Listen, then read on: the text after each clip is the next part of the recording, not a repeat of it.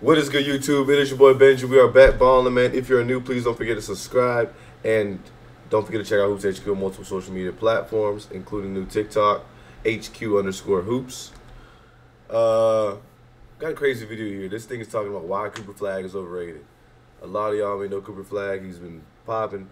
He was, I think, the top-ranked prospect in the junior class. He classed up and is now playing with Montverde, the best team in the country. So we're going to check out what this guy is talking about, why Cooper Flagg is overrated. Personally, I do think Cooper Flagg is a super talented athlete. I don't think he's like the next LeBron, but I think he just kind of shows a lot of promise on where the game is headed. So we're going to check out what this dude's talking about. I think it would be tough for anybody to really do a scouting report on me in terms of how, like, they're going to take me out of the game, because I don't think there's really a way that anything. How much he averaging at Montverde? So he's at the basketball powerhouse Montverde. You can see he was there his sophomore year and is now for his seniors averaging a little more. I guess for the first 10 games, he's averaging 14.5, well, basically 15 points a game, 7 rebounds, 5 assists, 2 steals. So he's hooping, right? And a lot of these times, these stats specifically from a team like Montverde won't necessarily reflect the true talent that you have because you're playing with a lot of other talented players. But he says hard for people to take him out of the game. All right, let's see what he's talking about. Out of the game, because I don't think there's really a way that anything can take me out of the game. Man, Cooper, I'm going to keep it all the way 100 with Talk to him. you. Ain't who you think you is. Oh. I've been down at Montverde. I coached down at Montverde. Oh. I've been in Montverde streets. I actually lived on campus. Oh. When I was director of scouting, director of recruiting for Montverde down there.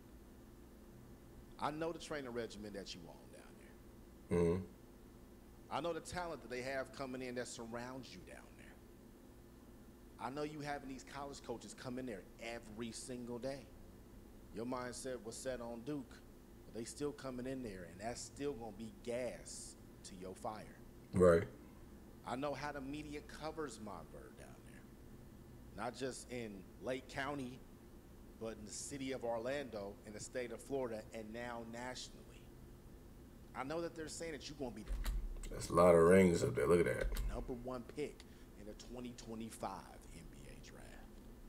I know that they're saying that you're going to be the first NBA player in the history of the state of Maine. And young man, that's a phenomenal Really? accomplishment. They don't be hooping in So Maine. much success. But you got to realize this. When you get to the league, your mama's not going to be an assistant coach like she's been your entire life. And she's an assistant coach at Montverde. You're not going to be playing with your twin brother like you've been playing. On me, I did not know he had a twin brother. Yo, do he get any love? What's going on?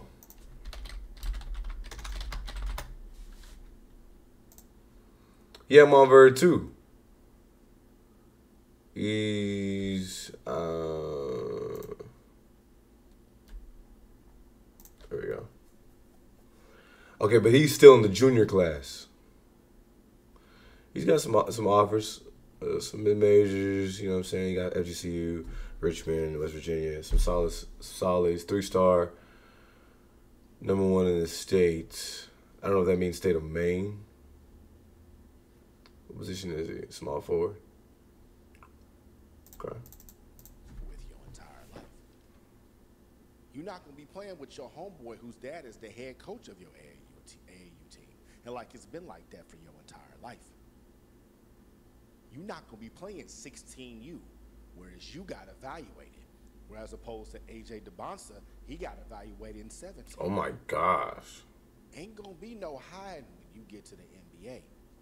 So to sit there and say that you can't be scouted, there's no way for somebody to take you out of the game. Yo, man, you got a lot to learn. I'm about to show you. He was playing 16s, won't he? Because when he won, when he was won EBI, I'm sorry, I almost stood up trying to say that. When he won EYBL, wasn't he playing 16s? My swans, welcome to the pond. My name is Dorian. Okay, he's averaging 15 right now with Montverde, so he's got to prove to me what he's looking to say. 16U footage. So it was of Cooper 16U, Flagg okay. and his Maine United team versus the #1 player in the country, Cameron Boozer, and the Night Riders Elite. And this play right here, Cooper is trailing the secondary break. Because he's a trail man, he gets a wide open left wing three. Okay. You see 3 defenders on Knight Riders Elite. They're not concerned with Cooper because he's not a great shooter. One of the reasons you are not a great shooter, Cooper, is because of the inconsistent base. Your feet are unaligned. Anyone who's a great shooter knows that when you stutter step with your feet or your feet are unaligned, you're going to have an inconsistent release. You weren't confident in that. You don't practice that. You're going to have to be a great shooter. So you got to fix your base. Right here, you got a one-on-one matchup with Cameron Boozer. He's got a funky You're gonna release. have to pull up for it because you can't beat him off the dribble. You're getting able to walk into this 3, but you do the exact same thing that you did on your last shot. Your feet aren't aligned. Since your feet aren't aligned, you're going to have an inconsistent release. And the last shot was short, and this one was long. I don't think this is necessarily a super valid point. We'll let him keep going because a lot of the greatest shooters don't shoot, you know, with the most squared base to the basket. Actually, most of them don't. You got to fix that if you want to be a great shooter at the NBA level. I think it's really in his rhythm. As you can see, he has a funky shot. He kind of shoots, he jumps, then comes up here, and then on the way down starts letting the ball go. I think that's really what it is. Like he just shot a fluid motion shot, that air ball, and then he shot a 2-motion shot that went in and out the rim. Attempts, you're still See, that was a fluid shot right there. Exact same thing. And this shot I'm saying it's more so about his rhythm. Your teammate gets a great look-ahead pass. This is a shot you will get in the NBA. And as you can see, your feet are not aligned again. And your release was extremely quick. This one barely grazed the front of the rim. I love this clip right here. That's fine. Everybody misses 16U shots. Level, this is the closest thing that you're going to get to an NBA. A junior. Look. NBA action, NBA drive, NBA volleyball smack to the third row. And at a goaltend? Great job of establishing position on him from the pinch post extent. I agree though. Like I said, I never looked at him and thought he was overly explosive. It's pretty easy to tell. He's like 6'8". I mean, he dunks the ball, but he's not like ridiculously athletic. You got a great matchup. You got to drive the left and the right side. But what you decide to do is you put the ball above your head and stand straight up while Cameron Boozer is in the athletic defensive position. Bad fundamentals. Swing it back to your teammate to get the reset. You have this weak shot fake where the ball doesn't come above your chin, and then you step back. Saying it's weak, bro, jump. On that. Kobe gonna tell you why that's a problem. You see a player pump fake. If they're right-handed, the right leg always goes behind, right? I'll demonstrate. What the hell? They throw a pump fake, they do this. Right? See how the back leg goes back? Who the hell is going to shoot the ball from that position? Nobody, right? So why would you fall for that pump fake? Not in a million years. So if a person's going to pump fake and you're looking at his foot and he's in that position, you know he's not going to shoot. He's going to drive the ball. You just back up, right? But you need a super disciplined player. He did fall for the pump fake, but he did recover super well. Back up. You know Cameron's dad, Carlos, played with Kobe, so obviously he picked up on some of that. And Cooper, if you want to be able to score at the next level, you got to get more consistent with your pump fakes. This play right here is exactly what scouts look for. Cooper, you have a go-to move, and you do it all the time. Dang, that mid-range, nice. That's what I've been saying. Right here, you're about 25 feet away from the that basket. 2-motion shot is perfect. Ball starts on left, you go behind, you put the ball out way too far in front of you because your handle's loose. We're going to talk about that. You should have drove to the right, but you come back to your left because that's your go-to move. Because you're 6'8", 6'9", playing at the 16U level, you're able to shoot over this defender. But when you'll be able to shoot over most people. You get to the league, that's going to be an instant block. What I see here is an indecisive player. You try to lull Cameron Boozer. And you're also forgetting he has like 2 years. Even if he would just do a one and done, it's like 2 years before he even starts playing. I mean, we're still in the fall portion of his senior year in high school, which he also left. He's also went a grade up. So he's supposed to be a junior right now. But he's in his senior year, he's still in the fall. Next time this year will be obviously in his freshman season at Duke. And if he leaves the next following year, the next fall, he'll start his NBA season. So we have 2 years. He can improve a lot in 2 years, but I digress. Bro, this is an NBA player. Okay, none of that stuff's going to work. You start off on the right wing and you end up shooting a dirt floater on the opposite side. Plenty of guys have bad habits in high school. Your teammates do a great job of moving without the ball. You try to get this little weak crossover that's going to go to the right, but you see all that defense over there. I would love for you to center to the middle of the floor and get to the top of the key to survey it better. You get a switch on a smaller defender who you should be able to overpower, but what you decide to do is he had 3 people behind him. Behind the backboard and take a horrible shot, and you out of defensive position to get back as your coach complains and tries to cover for you.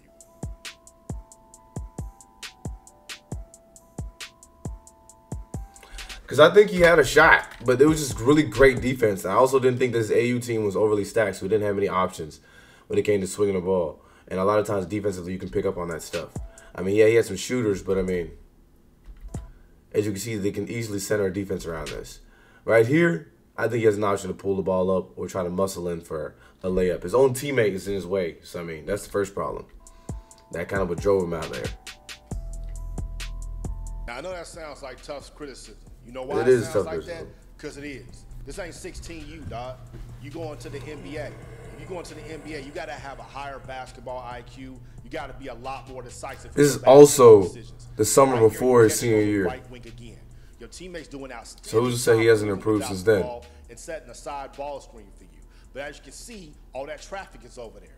You take it to that right side anyway, instead of being patient and letting your teammate clear through, take his defender with him. What happens? You drive to the short corner, and now you're a triple team. At this point, you should be looking to pass the ball, but you end up losing the ball. Get my boy number 0 wide open. And then you try to go through 2 defenders right here, which almost results in a turnover. You recover. Yeah, his teammate got to slide with him. His teammate is open in the left corner for a wide open 3. You don't pass in the ball. You shoot a fadeaway. This is horrible basketball decision making right here, Cooper. You got to get a lot better than this. Because if you're going to be losing your ball like this, you look at John Morant. He did the same thing, and Tyrese Maxey's going on the other end for a layup. If you think you're going to be getting away with that at the NBA level, you got another thing coming. Now we back to your go-to move. And you've mastered this. You know, you got a great foundation with this, so you're going to be able to get a lot of counters out of it. But as a scout, this is very easy to seek out. He's going to have a bad shot fake where he puts his right foot back. He's going to drive left. He's going to go behind the back with his face down, so he ain't going to be able to see no teammates. Got your feet aligned this time, which is really good. Like I said, you got a solid foundation. Shot fake goes up. He goes under. He's going to shoot right there at the rim. Now, at the next level, that's not Cameron Boozer, possibly. That might be Giannis. That's Rudy Gobert. That's Joel Embiid. That's going to get smacked to the 3rd row. So I would try to look for another counter because you tried this at the Steph Curry camp and he got smacked right back in your face. Now, I know you've been hearing me talk about the level that you're playing a lot, 16U. But this play right here is a perfect example of how I know that you were used to being the primary scorer at a lower level, and these guys are not going to play at an exceptionally high level because they're used to playing off of you. Yeah. This is way too much dribbling. This is way too much a decision. That's the problem, though. A lot of times you're discounting the fact that he's gonna have to do everything for this team. Like you say, let's look at it in NBA terms. In NBA, he's gonna have a lead guard that'll be able to try to create easier shots for him. You know, and a lot of offenses that'll cater to try to put him in a better situation, so he won't have to just stand around and just try to make something happen on 5 people. There's way too many basketball. They're also winning this game, but you forced it, right? You are the point guard right now. You are the point forward. You should be surveying the floor. Your teammate sets an amazing back screen right now. So that means you know that side of the floor, somebody's probably going to be open. But no one's open. You don't take advantage and penetrate and drive while the defender's looking at you because you would have had an open 3 for him. You continue to dribble and just waiting around. What are you waiting on? You got a guy that cuts through the lane. He got 4 defenders right there. He could have caught it and kicked it out to number 5. But you choose not to do that again. At this point, you need to be passing the ball and learn how to move without the ball, but you're used to having the ball in your hands too much. Good motion, though. Now you're back over there at that same place where you've been getting in trouble the entire game, that right wing, so you can drive right. You need to be trying to get back to the middle of the floor, which I see you try to do, but you should be doing a retreat dribble where you can get a chance to reset. What do? You try to get your head down. Cameron Boozer dives in there. He's able to get a steal. He's able to stab at it. Now, Cooper, I really want you to study this possession on your own. I want you to look at what you should have done. I want you to look at what opportunities were there. I want you to look at what mistakes that you made, because when you get to Duke, this is something they're going to chew you out about. And if you don't fix this at Duke, when you get to the NBA, this is stuff that's going to get you on the bench. I've done research on your family. Your mom was a really, really good player. So I know she had to have a high basketball IQ, and she's been coaching you your entire life. I know this is something that she did not teach you to do. Anybody knows when you're getting full court press during clutch time, there's one place you don't want to go, that's the coffin corner. I would have loved for you to make a banana cut to the wide open spot on the floor. But you go to the coffin corner where you're getting D'd up by 35, the baseline, the sideline, and now a double team. And what do you decide to do? You decide to throw it to the high heavens. We saw this in the NCAA tournament with Kihei Clark. This is not a basketball play. It's a low IQ play.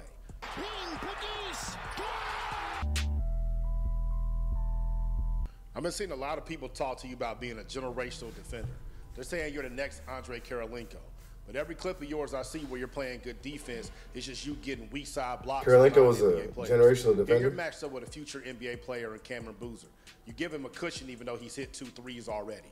He takes you off the dribble, you reach, which puts you out of position. He puts his shoulder right there into the arm that you reach, gets his foot past you, gets to the rim, and he just missed it. If you do that in the NBA, on LeBron, on Giannis, you will get dunked on. Now, when they told me you were a generational defender, but all I was seeing was weak side blocks on non-NBA players, I was hoping you wasn't one of them pogo stick guys. But this shows right here that you are one of those pogo stick guys. Here you are getting help defense when you already got 2 defenders over there. You're going for the ball because you're a pogo stick and all you want to do is get your hands on the ball. What this does is put you out of position and your man goes right behind you and gets a layup. Being a coach's son, I would think you have a higher basketball IQ than that. We see it again right here as well. You going for the ball, getting put out of position, that guy attacks your top foot, and now you're not able to play good team defense. You're pointing out right now which matchup that you have. You're making sure that your teammate has him. You got number 23. But once again, getting in a good defensive position, pogo stick, you reach for the ball, you miss it. Because you miss it, now you have a horrible closeout. That dude does what he's supposed to do, which is attack your top foot, gets all the way to the bucket, and you get a cheap foul. And I know if you worked on closeouts, because there's footage of you out there in 8th grade doing this. This drill really ain't that good of a drill, but you know that you're supposed to be chopping your feet and have more discipline in that.